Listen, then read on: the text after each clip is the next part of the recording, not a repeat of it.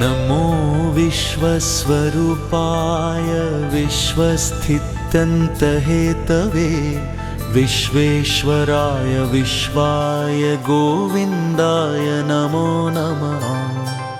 नमो विज्ञानरूपाय परमानन्दरूपिणे कृष्णाय गोपीनाथाय गोविन्दाय नमो नमः।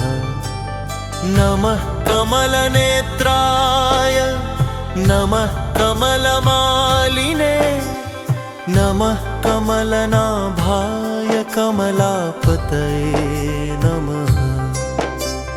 बर्हापीडाभिरामाय रामाय कुण्ठमेधसे रमामानसहंसाय गोविन्दाय नमो नमः। कंसवशविनाशाय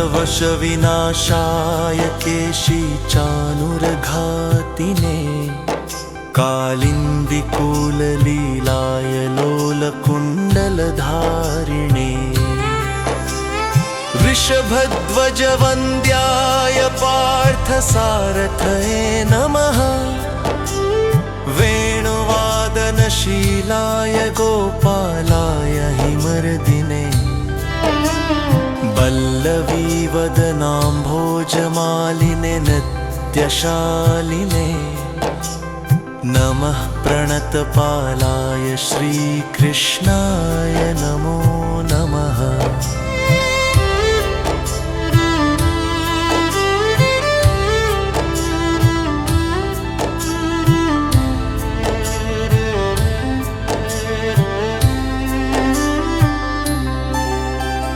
नमः पापप्रणाशाय गोवर्धनधराय च पूतनाजीवितान्ताय तृणावर्तासुहारिणे निष्कलाय विमोहाय शुद्धाय शुद्धवैरिणे अद्वितीयाय महते श्रीकृष्णाय नमो नमः।